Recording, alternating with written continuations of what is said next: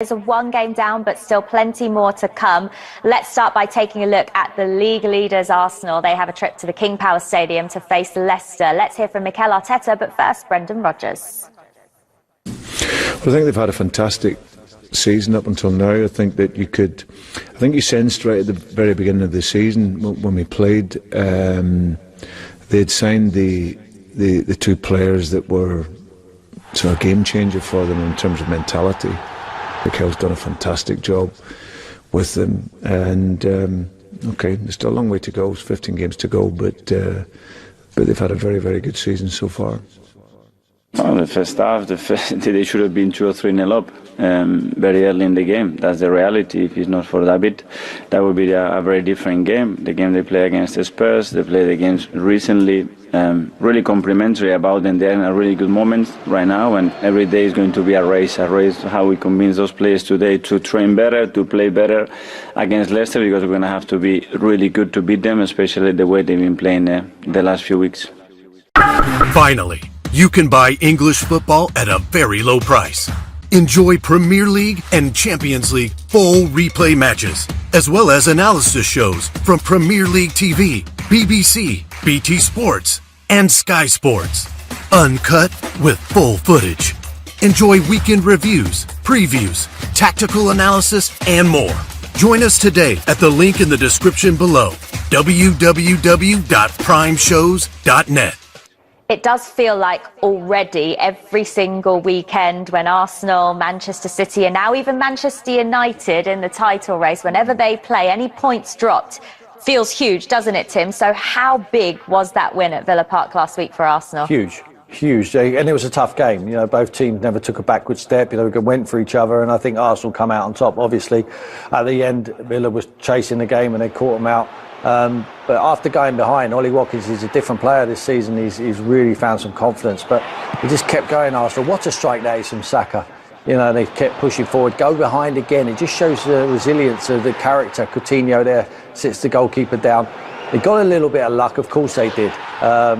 In the end, with the finishing, Zinchenko there with the finish. This is the one, comes off the crossbar, hits Martinez on the head and goes in, and then they go portion to the win, throw everyone forward, and Martinelli just runs forward. A good timing of the pass here, and once you're not catching him, he thinks, oh, shall I celebrate? Oh, maybe I shouldn't, and then rolls it into the goal. And you see the celebrations there for not only the fans but from the bench and the players. They knew that was a huge result, but they have to back it up. They have to go now to the King Power and have to take. That he started celebrating before the ball was even in the back of the net, Owen, but that just goes to show what a huge boost that could potentially be for the players heading into the next match. Momentum means everything at this stage. Yeah, to be fair, it wasn't a 4-2 game. It wasn't. You know, there were two really late goals from Arsenal, but I was watching it thinking, you know, Arsenal, after what happened against Manchester City, are they looking to throw it away? You know, they don't have the experience really at this level to go and win a trophy.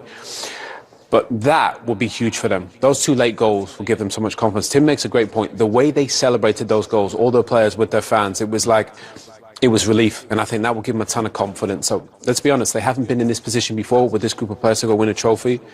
But it feels like they're going in confidence, momentum. Obviously, the City game was unfortunate because City have been there and they know what it's like. Yeah. But the Villa one, I think, gives them so much confidence. Now Leicester City, it's a massive game. It's dangerous game, I mean.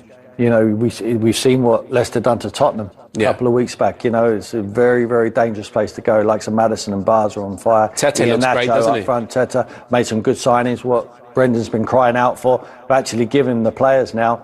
And this guy's a good coach. You know, he will have a plan ready for Arsenal. This won't be a foregone conclusion. With Leicester, though, it does sometimes feel like you're not sure which Leicester's going to turn up on the day. Why haven't they been able to find? You can say that about probably 75% of the Premier League. You know, everyone beats everyone in the Premier League. It's just unpredictable. It's the most competitive league in the world, and you can't take a backward step. But Mikel will have his team prepared. They will have the confidence from last week, and he knows that if he drops points, Man City will be waiting, and Man United will be waiting to capitalise. What will Leicester's biggest threat against Arsenal be then, Owen?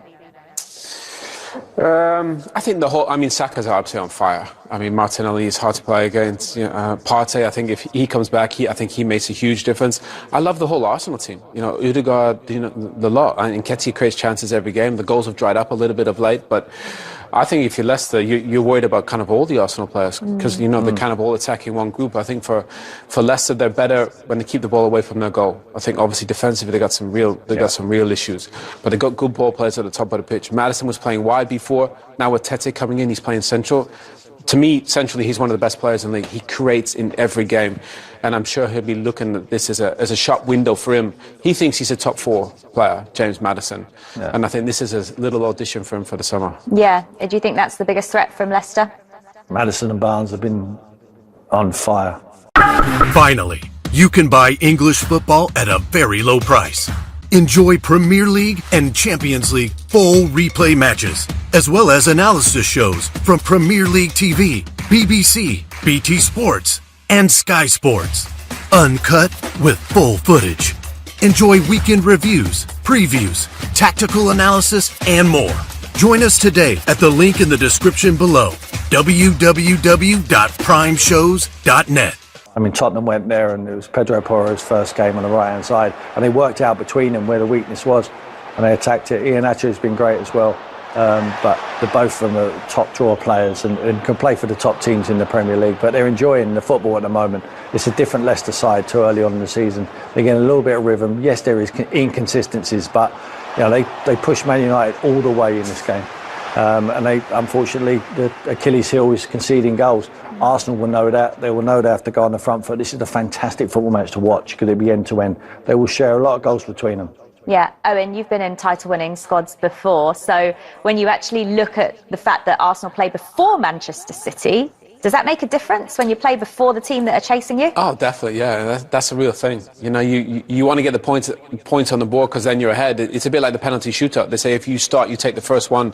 Statistically, the odds are better that you go win. Yeah. You go win a penalty shootout. I think if you get the upper hand, you can win. Put pressure on, especially if you put on a massive performance. You go smash 4 or 5 past an opposition. You know the other teams are watching. You're in the team hotel.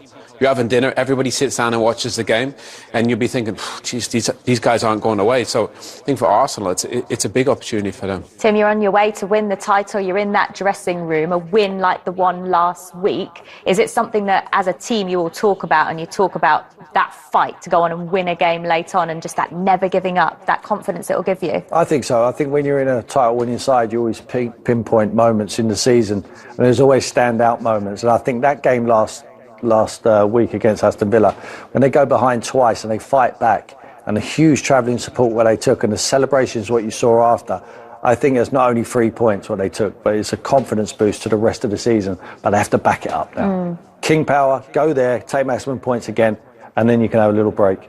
And these are the games coming up after that. Everton in the week, Owen, and then Bournemouth, Fulham, Crystal Palace and Leeds. Arsenal will look at every single one of those games and think 3 points. Jules, you just read my mind. I think the Arsenal fans watching this at home, they'll be thinking, win, win, win, win, win.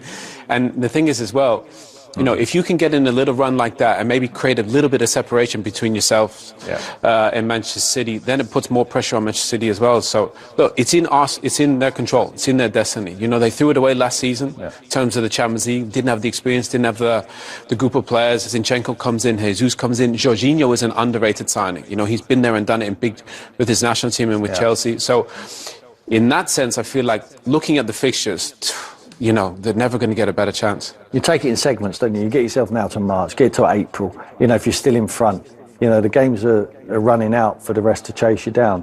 So Mikel's done it before. We know Zinchenko, I think Jesus will be back. If they can keep their players fit, they've got every chance. But they know if they take their foot off the gas, Man City will be there. They've gone course and distance. They know how to win. They know how to chase. They know how to lead. They've done it all before. Man United are the new pretenders. I think they're ahead of schedule where they are, but I wouldn't rule them out. I think it's a 3-horse race. But they did lose to Everton, Arsenal. So even when you look at those fixtures, although on paper you think, well, they're probably going to win these ones coming up, Tim, as you've already pointed out, anyone can beat anyone in this league. Absolutely. I mean, you saw what happened at Nottingham Forest with Man City.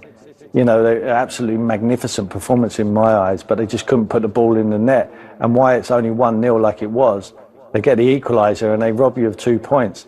But like Mikel knows through experience of working with Pep Guardiola that one game at a time, just do your job, take maximum points, and then sit back and watch the opposition. Okay.